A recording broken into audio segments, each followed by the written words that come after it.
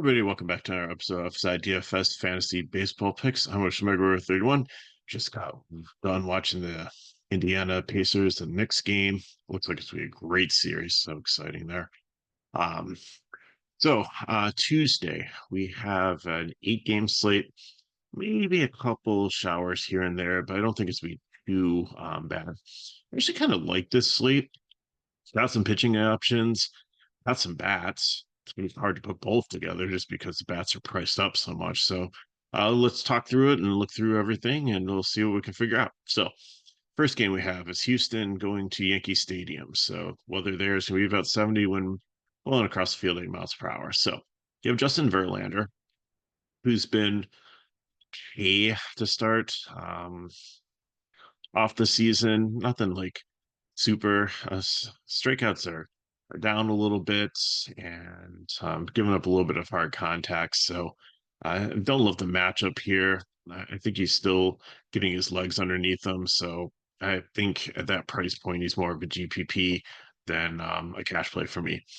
Gill on the other side, I mean, Houston, they're there's no strikeouts here. They're bottom of the league. They're the best team in being patient and not striking out. In fact, against right-handed pitching is even lower. It's on 14.9%. So that's just crazy. But they don't have any power against righties either, really. Their ISO is kind of weak. It's 0.153. So I think Gill could be in play here. Uh, I really don't like the mid range for pitchers. Like the high range is good and the cheap range is good, and there's a whole bunch of fades for various reasons. So bat wise, I think they're just both like GPP stacks here. Like Houston, like they're expensive, and I just don't think that the Yankees have the best bullpen. So even if they get to go, like they've got a really good bullpen to shut them down. And then on the New York side of uh, Verlander's been good. Their bullpen's getting better, and there are some strikeouts here, definitely with Judge. But again, I don't see a ton of upside in this game. It has an 8 total, so I don't even know if it gets that. It's probably going to be a good game and maybe like a playoff preview, but I just don't think that it's going to yield a ton of DFS value. Next up, we have Boston going to Atlanta. 84 degrees here, wind blowing out 10 miles per hour. So that's really good hitting weather. So Crawford hasn't been bad so far this season. I know the Braves are a good offense, but Crawford's been decent there. So yeah, he doesn't really walk a lot of batters, and he I mean their strikeout rate's probably about like league average here. So Crawford, again, don't really like this mid range. I mean, good season, and Atlanta's, I mean, they've been healthier, but like just haven't been. Acuna's starting to heat up a little bit, but they just haven't been like the juggernaut that we saw last year. So is Crawford in play on the 8 game slate here? Yes. Is he one of my favorite plays? By no means, especially with like the wind blowing out in the hot temperatures. Ronaldo Lopez on the other side. I think he's a good option here too. I kind of like his savings from coming down from Yamamoto and Ingmayana. Um, so he's see how, even though Boston has had like elite ISO power at like a 0.203 against right-handed pitching because they're such a lefty strong lineup that I mean, they have a really bad K rate overall, and against righties, it's 24. So I think that Lopez definitely has an opportunity to go out there and have a get some strikeouts and have a good game. Maybe he gives up a home run or two, but overall, I think he'll be fine. So bet wise, Boston is probably my favorite contrarian stack. If you don't believe in Lopez and Duran, Devers, Abreu, uh, Smith makes the stack pretty cheap there. O'Neill's pretty good hitting both sides, so you can go that way. And for the Atlanta bats, I just really don't like him as one-offs. I don't like stacks. here is so expensive. You're going to be playing like two really cheap pitchers. Like, I mean, if you go bottom like Arcia, Harris, you really don't get a ton of a discount on the Arno, and it's righty on righty. And Clinic is 3K, but he really hasn't done much. So I don't know. The Braves, I think, with the hitting conditions and being at home and everything, I mean, even though they lose the top of the ninth inning if they're ahead, I think there's some upside here, and they're probably statistically going to be like probably have the second highest run total. And but just trying to figure out how to play them in DFS is on DraftKings at least. Like FanDuel might be a little easier. It's going to be difficult. So next we have Milwaukee in Kansas City, 75 degrees there and wind blowing out 13 miles per hour. So this is great hitting weather. So I don't want to say Colin Ray. I know it's a country singer. Ray. I've never really heard his last name pronounced, so I apologize. I know you'll put it in the chat phonetically for me to help me out. There's a couple of you there that are very good at that, so um, please do. And then next time, like I learned how to say cease this last season because I was calling him Cisse the whole time, and there's been a debate whether it's Devers or Devers. When I watch him on Messin, and it's Praktika and Harvard Yard, so it's Devers. So I can't. Maybe they're pronouncing it in the Boston accent. Maybe it's Devers, but I always hear Davis. So we'll see how that goes. But anyways, for the pitcher here, uh, he hasn't been horrible, but Kansas City has been a really good offense here. They're elite. They only have a 17% strikeout rate against right-handed pitching, and they're the second lowest overall Major League Baseball. So, and they've got decent power against right-handed hitting also. 0.77 ISO or 0.177 ISO. So, and I mean, they don't walk a ton either. So, I think Kansas City can put up some runs here. Milwaukee bullpen is league average, so I don't expect like Ray or Allen to get completely rocked here, but I think there's a lot of potential with this Kansas City offense to put up some runs, even though they didn't put it many. Tonight they're a little bit disappointing. Like they had I think Massey hit a solo home run. He's been pretty hot, but on Lugo on the other side, I like him here. He's actually put up, I think it was like back to back, like 30-point DK um, games recently, which is pretty cool.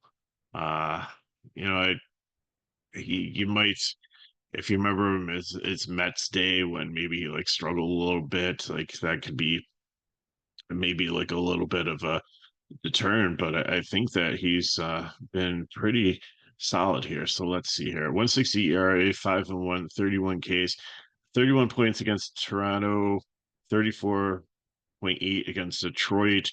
20, I mean, they were easy matchups, but Milwaukee has put up runs earlier in the season, but I don't think that at this point they're as open. So I think that Lugo I really like, and I said I like these cheaper pitchers. So I think between he and Ober in the lower range, I think that's where I go. And I actually, built a lineup just to try to get like an Atlanta stack in or Dodger stack in. I had to use like Neto, the catcher from the Mets, to make it work, but I used like Ober and Lugo, and actually, I feel okay with them. And if the chalk high price pitchers fail, it might be a way to go. So that's what might do there, and to try to get high stacks in. So bat wise, Milwaukee, I think, is just a leverage stack, and Kansas City is probably my favorite GPP stack here, just because they do have the potential to put some runs together, and they're not super expensive outside of Witt 6,100. And you have some guys that have been pretty hot recently, and some of the value bats too, like I said, Melendez and Massey. Are only going to run you like 35 or 3,300, and they've got the splits matchup, and they've been pretty solid too. Seattle and Minnesota, a 41% chance of rain here, but it looks like it might be a delay, but they should be able to get it in. The wind is out here at 13 miles per hour. It's not as effective in the Minnesota stadium as is in some other stadiums. So you have Emerson Hancock here, who, like, I don't know, some of the things I've read on him said it's not going to be a good matchup. He faced Atlanta last time out, which was horrible. So he only gave up one run. He only made it like 3.2 innings, but the previous two starts, he had 20.5 DK points back to back. One was against Arizona, the other one was at Colorado in Coors Field. And he's not going to get a ton of strikeouts. He's had about every single game, he's had about four strikeouts. So, but Minnesota has a decent K rate. Let's see how he profiles against them. Uh, Against right-handed pitching, Minnesota strikes out like 22.5%. So it's a little bit less than their league average. And they do have excellent power against right-handed pitchers at a .182 ISO. Even better at home, it's over two, and even better over the last 14 days, it's 2.34. So there is the potential that they do hit some bombs against him, but there could be some strikeouts. So cheap pitching wise, I think he's still in play. But again, he's not my favorite option. I'd probably go on the other side with Ober here, who has been a solid this season. He let us down against the White Sox. We thought that would be a smash spot last time out. I think it was Saturday or Sunday. I remember him. I think it was maybe it was Friday. But anyways, it was a couple days ago or sometime last week when he last pitched. He went 6 innings against them. He gave up 4 earned runs, but that was just kind of a fluke thing. He's been not throwing a ton of strikeouts. He's had 3, 8, 6, 3, and 7 in its starts this year. But Seattle is definitely a team that is number one in baseball right now in strikeouts.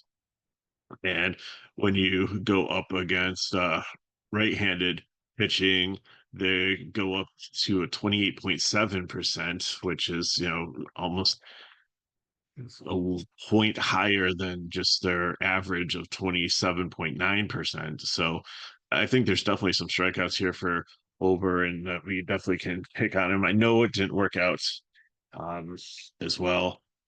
Well, actually, I think Minnesota won the game tonight.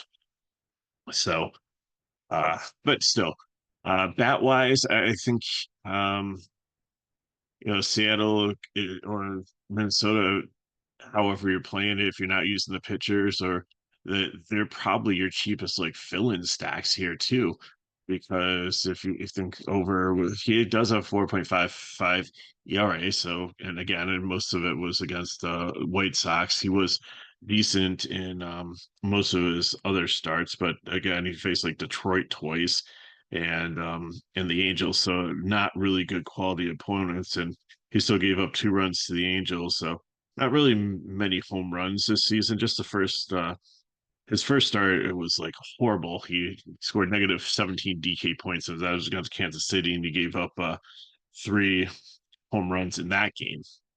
But they settled down, and then you just had one home run. So the power's there. The wind is blowing out. So Seattle, I would probably just take like the lefties, maybe like Rojas or Polanco or Raleigh or something like that. I don't know if I go like full stack Seattle, especially not in cash.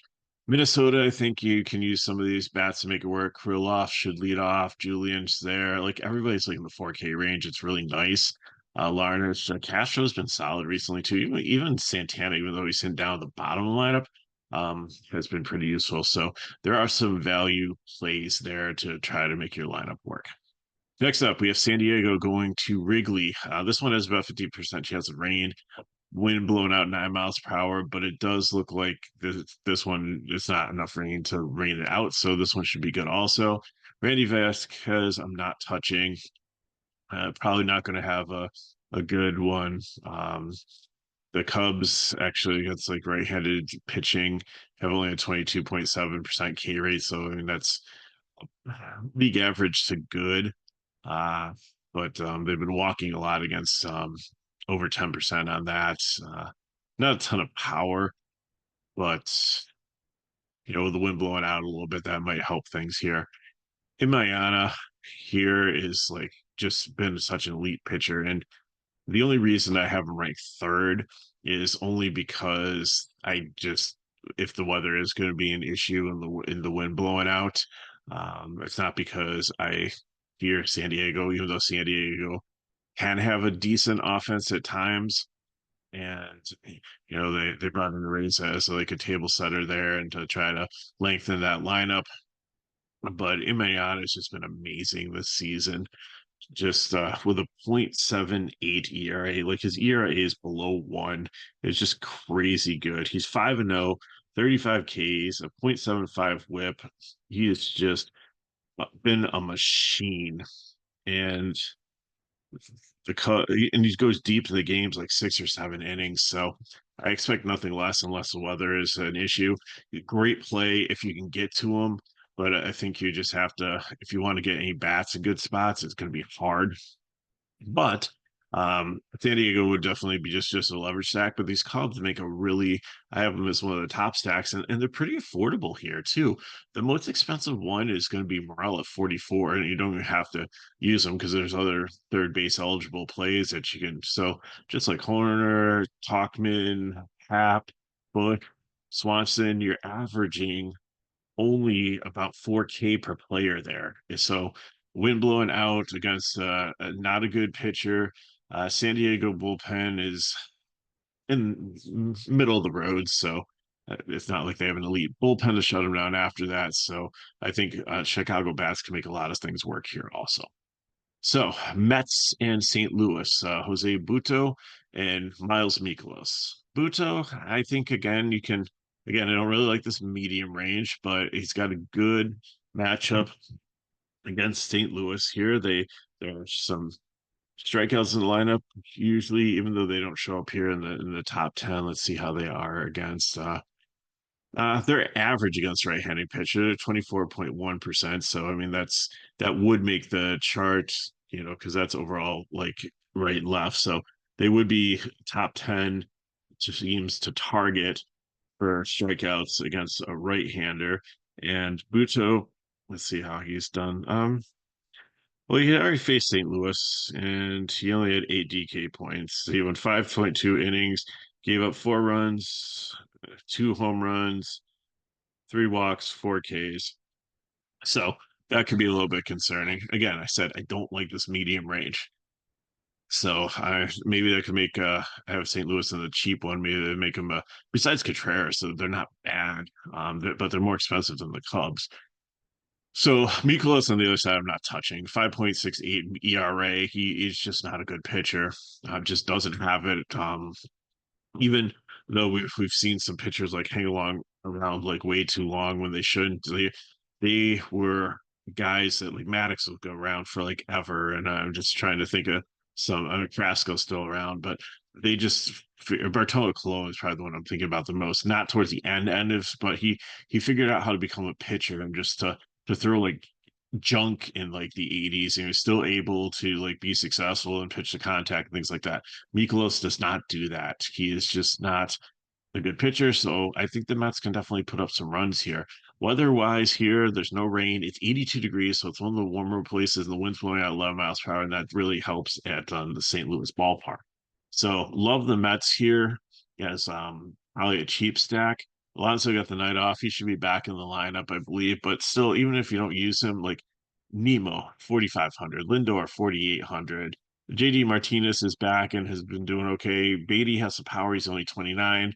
O'Neill, not having a great season, but he's there at 3K for second base.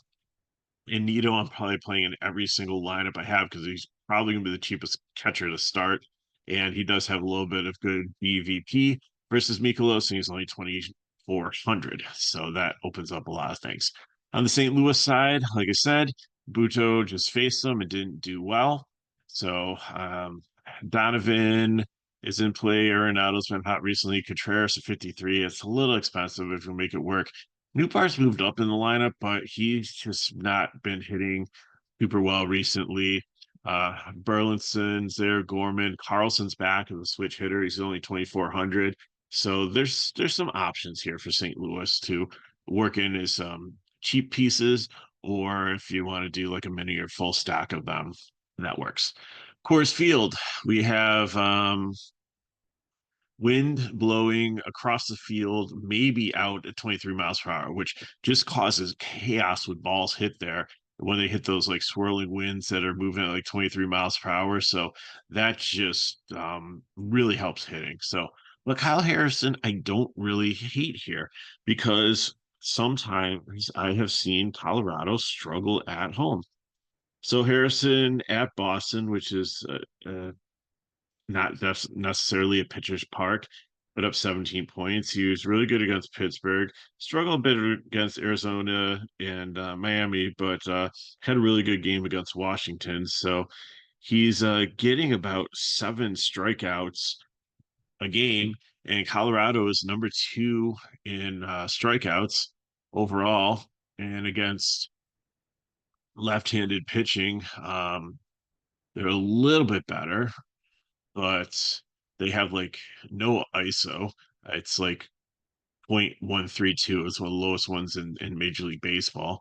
And they're have a 7% walk rate, which is poor. Their on base percentage is like below 700. So I think that's definitely.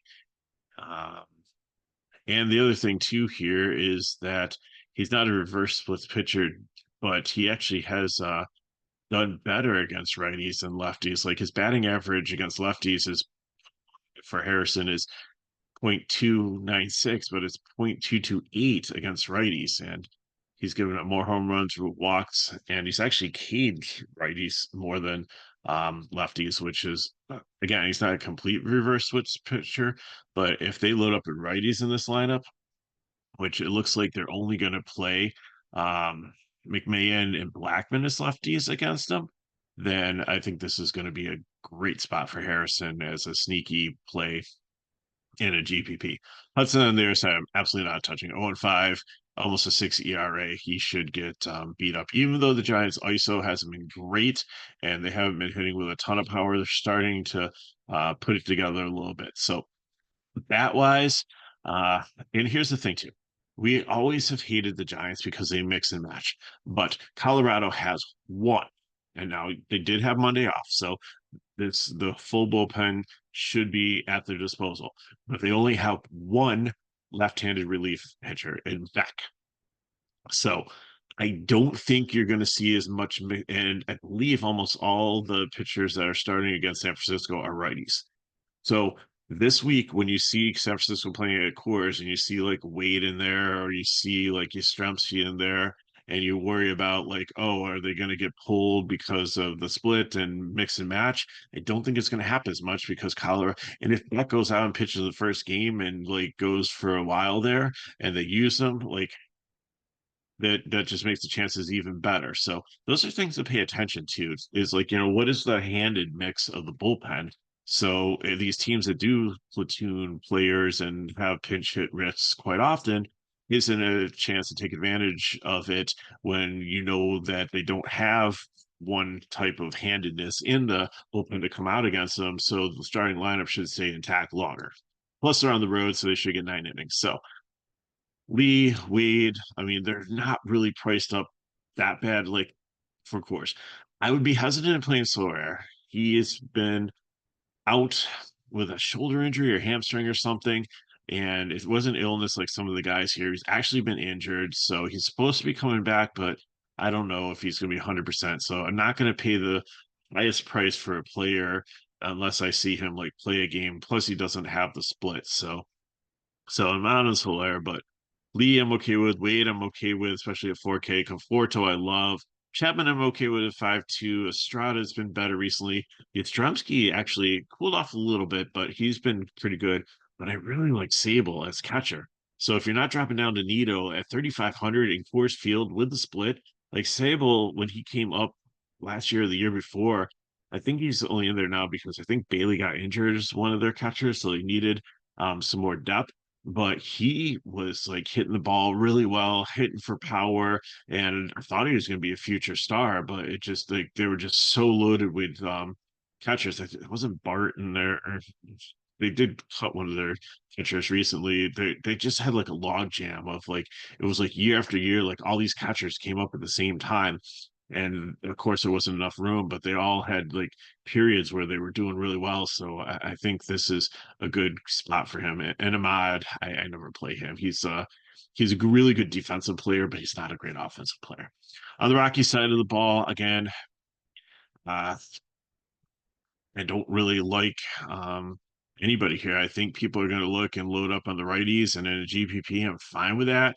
But remember, like Harrison has been better against righties and lefties, so I don't see them completely destroying him unless the wind gets to it and it causes the ball to do screwy things, and it just he's pitching, with the bases loaded, and it's just throwing off his game and things like that. So we'll see what happens with that. Final game we have is Miami at the Dodgers. We have Edward Cabrera, who thought when the start of the season was going to be decent, but he's just been rough recently. A 6.05 ERA. So let's look at his game log quick.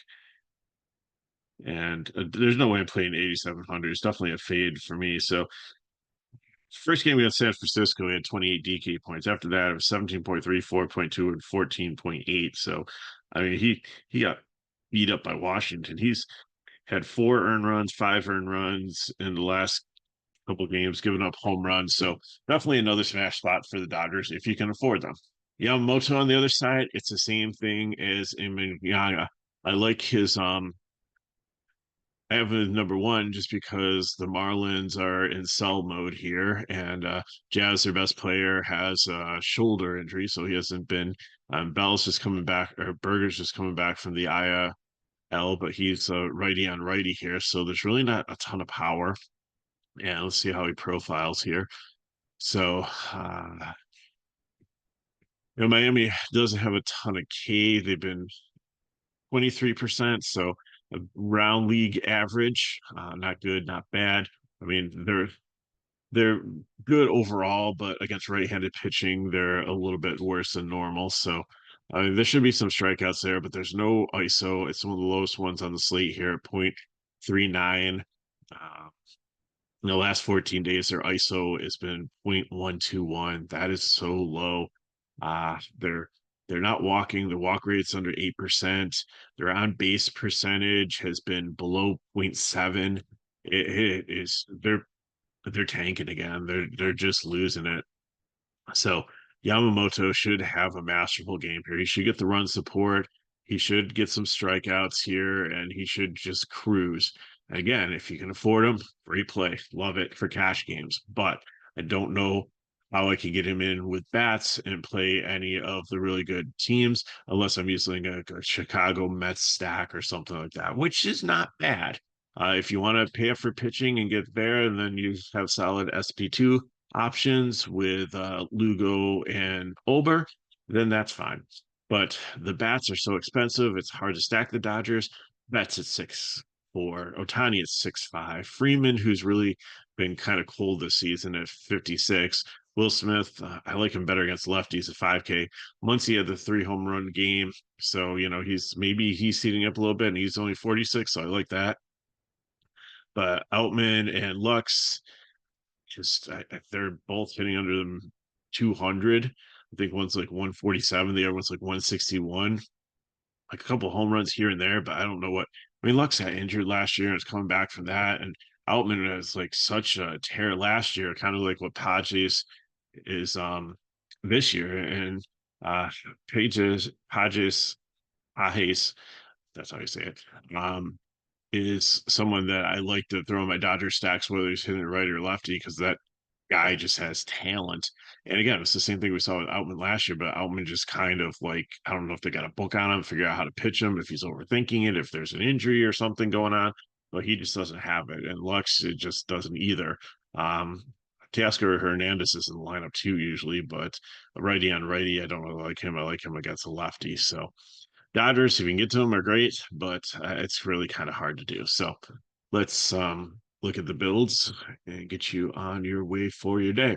So, like I said, I am going to take Lopez from the Braves as my pitcher.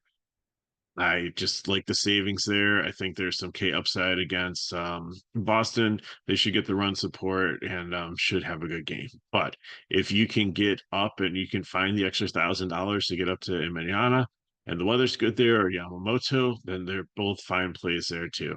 I'm going to take Ober as my SP2 because I love the K upside against Seattle. Again, he might give up a home run or two here or there, but I think overall that he should have a solid game. So I'm going to punt catcher. And like I said, probably Nito is going to be my choice unless somebody else manifests himself. I do like Sable if you can get up to him for San Francisco too at 35 in Coors Field. But other than that, most of the rest of the catchers out there, besides Amaya from the Cubs, I really don't like him. Everybody else is like up in the has a really bad matchup, or they're up in like the mid 4K range or higher. So I'm taking Bush, Honer, Muncy, and Talkman, and then you can get one more Dodger in there. So you can either get like Otani in there and then fill in with the rest of the Cubs or other cheap Mets, Twins, other teams I've talked about, or you can get Betts in there at shortstop and then find some cheap outfielders if you want to try Outman, Pajes, or Lux. Then I mean to fill out to get some more Dodgers in your stack. That works if you want to go Braves. Same thing there. You can take Muncy out. And I would probably put Morel in and then maybe fade one of the other spots there to try to get um, another, like maybe Albies in over Horner, and then try to get Acuna in, and then again maybe Harris might work in there, and you might have to find like a really cheap outfielder to round out your stack there. For GPP, I'm taking Harrison. I don't care that he's pitching in Coors Field. Colorado's been not good. And unless the wind is blowing like straight out at 23 miles per hour, I think he'll be fine there because if you can't hit the ball, then it doesn't matter what the wind's doing. And then give me Lugo. Again, I think even though Milwaukee has a decent lineup, they're still down Yelich. They still have a bunch of younger guys in here that potential, but it's just nothing that like really makes me lay awake at night and fear it. So, and then I'm going to build with the San Francisco Giants and the Mets here. So Alonso or Wade, however, which way you want to go, how much money you need there. For catcher, go punt with Nito again or take Salvo, and then Chapman, Lindor, Nemo, and Conforto, and I'll let you figure out like who you want a second base or an outfield. If you want to take some one-offs there, you don't necessarily have to go Estrada or McNeil for second base. If you have another second baseman that you like out there, or if you can get Mookie in there, that's great too. If you punt like catcher, and then if you punt outfield also, you could be able to do that. And like I said, there's some St. Louis pieces in the outfielder that are pretty cheap. So again, pretty cool slate here. I kind of like it. Hopefully this breakdown helped you. So if it did, and these videos help you, then help us back, like the video, subscribe to our channel if you haven't already, and share it with your friends. If you have any questions, you can put them in the chat below or hit me up at MegaRover31 on X, formerly Twitter. And if you want more information on FSi DFS, you can go to the description of the video, and there's a pricing page. So it is really cheap to come and join us and check out our packages. You'll probably be pleasantly surprised. And like keep on saying, it's only $6 a day for like everything we cover. So $6 will get you most days soccer slates, baseball. We have NBA playoffs and NHL playoffs going on, especially a great deal during the weekend because you throw in NASCAR and PGA there. So just so many things. So for only $6 a day. And if you like take like a week VIP, the pricing gets even less. So thanks for watching. Hope you have an amazing Tuesday. Good luck in your contests, and I will see you next time.